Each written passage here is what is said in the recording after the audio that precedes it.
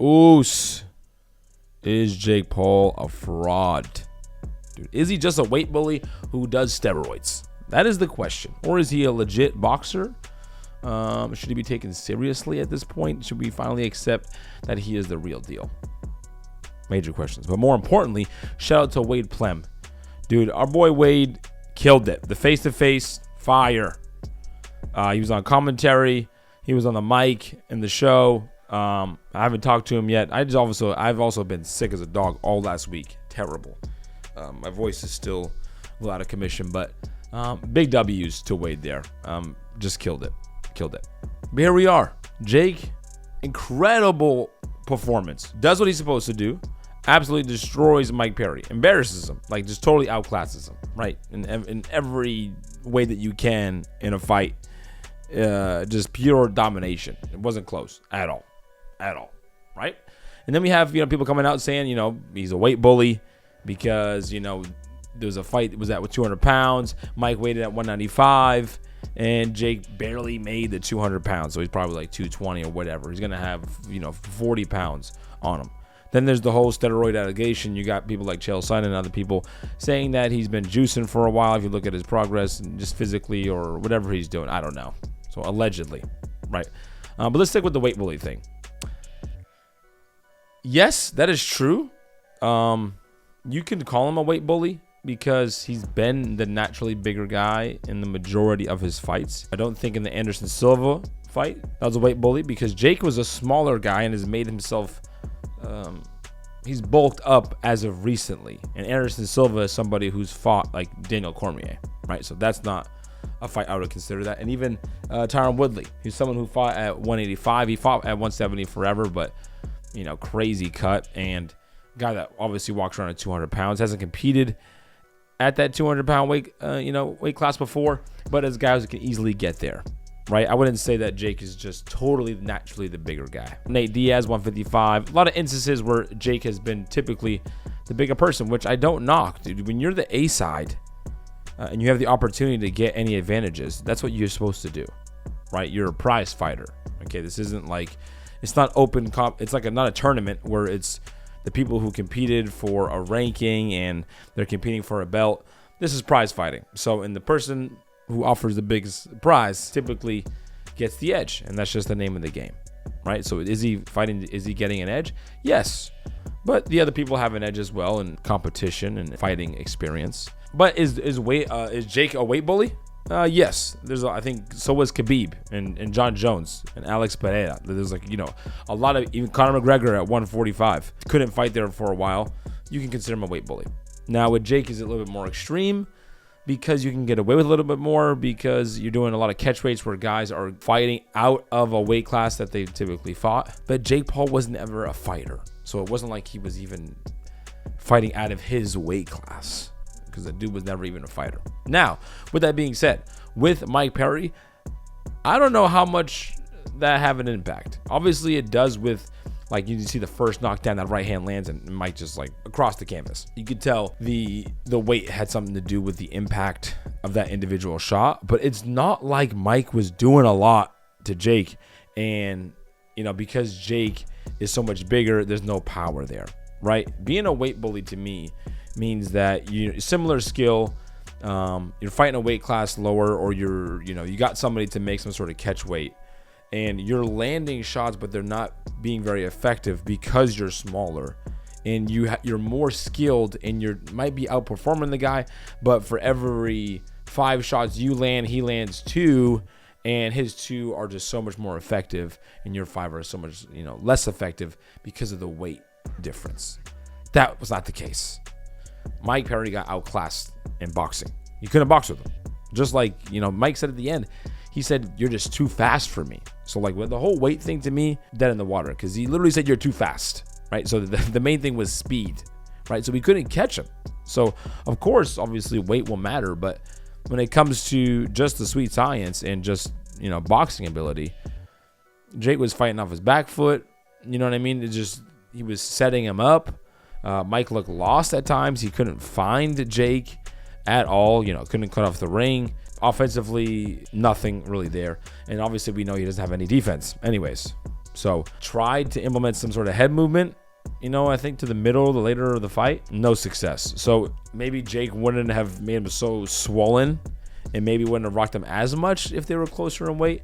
But again, there wasn't like Mike had a lot of success on offense. So what? Jake beat him on points? He still beats him. You know what I mean? I don't think that was the issue because, Mike, after the fight, didn't look just like somebody who got hit really hard and couldn't handle it.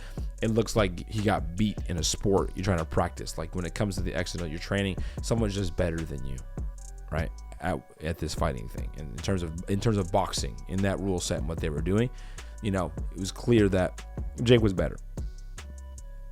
Point blank, right? So I don't have any merit there. Now the other part of it, this whole thing, is the steroid allegation. I get so confused with this because I don't know where do you go with steroid allegations if they're doing drug testing. Like you need to be very specific, like they're passing a drug test, because then you get guys like Chael Sonnen or certain people saying, well, he only fights in these areas which don't have as strict, or he won't do VADA or whatever. He won't do certain drug testing, right? I don't know what that means.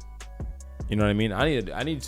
We need to just talk with Wade or maybe do some more research about this in terms of, is he doing something that would you be considered sketchy in terms of fighting in a certain place that you might get away with something? You know what I mean? But again, even if he is, there's unless you get a concrete evidence of somebody doing it, it's just tough to make that stick because there's a lot of people that we know, fighters that have competed at a high level, who have been caught doing it. And then still are like, well, it was an accident. And then we find out that it was an accident, right? And some of the fighters that we love, that's happened too. Anderson Silva, Canelo Alvarez, remember the whole Mexican meat thing? John Jones, long list of fighters who have done it. And then you have to weigh into the factor, did they know they were doing it? And how much does it affect their performance or whatever? And then how many people are doing it? Is everyone's doing it and you feel like you have to, right? It gets tricky. The whole professional sports, when it comes to a lot of money and when it comes to like doping and performance enhancing drugs, is one of the weirdest things because it's like we feel like we know everyone's doing it, but maybe not. We care a lot, but we don't. And to me, it's just a lot more significant in fighting. I feel like it should be more serious, but at the end of the day, that comes down to the opponents. It comes down to the two people fighting. I wholeheartedly believe that these fighters, especially since they're experienced, they know the game. The Mike Perrys and the Anderson Silvas, the Tyron Woodleys, these guys know the game. So they know if there's a loophole or the other guy's going to have a chance to do something. They know the different types of testing. They have to 100% know. They know what they're signing up for, whether they think it's clean or not. Right? There's no way that they don't. There's no way that they don't. Right? So regardless what it is, they accept it. Now, is that good or bad? I don't know. But they're signing up. Then you have the whole other thing about this, Jake's opponents being like the average age was like 36, 37, and they're MMA fighters, and he's not going to fight a real boxer because he lost to the, Tommy Fury being the lone, real boxer. People are knocking Jake for fighting Mike Perry with the whole MMA thing, MMA boxing and the age. Do I knock him for it? I can't really knock him for it because, again, these people are signing up for it. You know what I mean? It's not like this is some forced fight and Jake illegally entered some sort of boxing league with these certain fighters and he's, snuck his way in and now gets an opportunity to, run the table. These people are calling him out. Mike Perry's talked about he planted the seed to, a couple of years ago, or whatever it was that they sparred, and he's going to get this opportunity. It's a big opportunity. It's a big moneymaker, and then they get the opportunity and they take it. So you can't be mad at Jake for that. It's not like Jake hasn't been calling people out. He's been calling out numerous people. It's not like he's been saying, no, I don't want to fight. I only want to fight this type of specific person. Now, the opponent list has progressively gotten more challenging. And, there's always a different thing about the opponent, with this one being like, Mike is the most active recent fighter, and obviously he's still, was recently active in BKFC as in bare knuckle. So I can't knock Jake for fighting these people. I think we have this short-term memory where we forget where Jake was a few years ago, and we never thought in a million years that he would be fighting these kind of people. So now it's like we're supposed to right now be like, all right, Jake, let's do the jump. Let's go, which that's only because of his performances. It's only because he's performing very well. And he's getting like devastating knockouts or like highlight finishes, and he's just outclassing other people. When he knocked down like Nate Diaz across the ring and went 10 rounds, maybe I'm crazy, but I feel like a lot of people didn't expect that, right? When he knocked out Anderson Silva, I know he's older, but I didn't expect that, right? A lot of people, and then even, Mike Perry, I think I expected. I don't know if you didn't, right? And that's what I expect with Mike Tyson. So that's why I'm like, no, don't fight Mike, right? And now he's obviously doing the whole Mike Tyson, which again is like, I'm like, oh, I hate it personally, but he has like what, probably a multi-million-dollar Netflix deal, and Tyson wants to do it. Again, Jake is like Tyson wants to do it. I don't know, but I feel like if Mike Tyson came out and said, you know what, I was wrong. I don't know. Something got into me. I don't want to fight anymore. I have a hard time believing that Jake is going to be like, oh wow, the old man's running. Yeah, you couldn't, you know what I mean? I have a feeling that he wouldn't, because he said, Mike Tyson wants to do this. He's wanted the pro fights. He wanted the small gloves, wanted the no head guard, all these things. So this is something that Mike wants. So it's agreed upon. It's not like these guys are being forced to do this, right? And they all underestimate Jake 100% of the time. Mike Perry, unless he was lying, felt like he was going to do better and was shocked. Everyone else that he fights again is always shocked. Does that make Jake a fraud because you think you expect him to fight one way and not be that good, and then you get embarrassed in front of everybody? Not sure it makes him a fraud. It makes him really smart.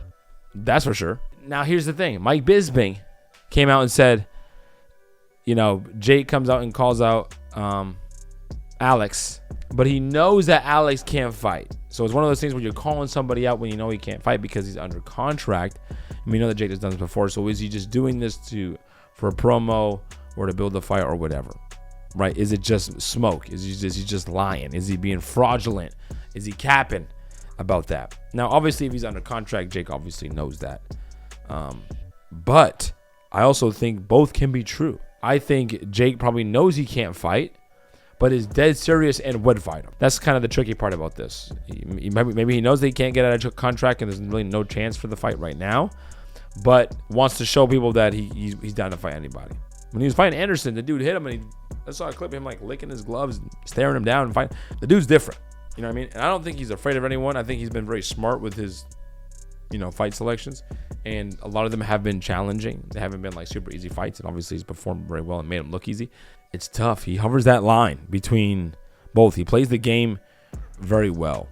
He doesn't lean one way or the other. But I don't know. How would you guys feel if it came out that he was using EPO or something like that, or what people accuse him of? Because I feel like fighters often, like if you use it for that fight, like a certain fight, right? You test positive. I feel like most fighters, they get caught, they get like their little suspension, and then it's like gotta be clean for the next one. Because like look at McGregor, it's like we don't want him to use it, but he's clearly been using. Now it's like he's got to be clean for a certain amount of time, and then he's good. It's like there's times where we just accept it. Not saying that Jake, this is all legit, but I'm just saying there's times where we clearly accept it and allow it because I think that we feel as if it's a part of the game. So I'm not even sure that if this whole alleged, drug using thing is even that significant, considering if it is, right? Which is crazy to think because it's the fight game and it's dangerous and this is life threatening. But that's the nature of the game at the highest level.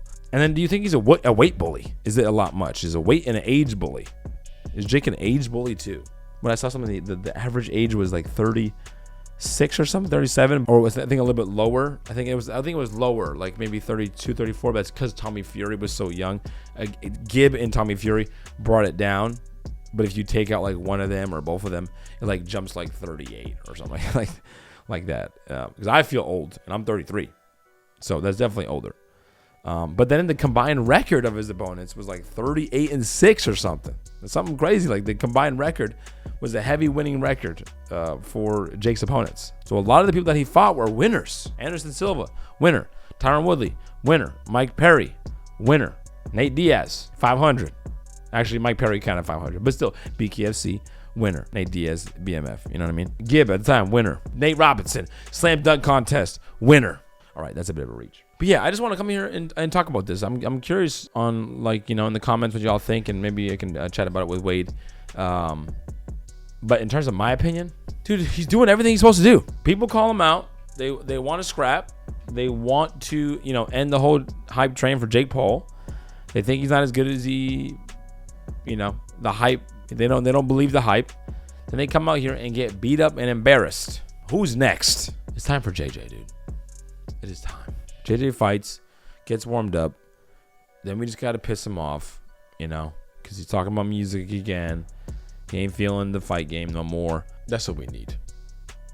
We all need it. We definitely do not need Mike Tyson and Jake Paul. That's for sure. Oops.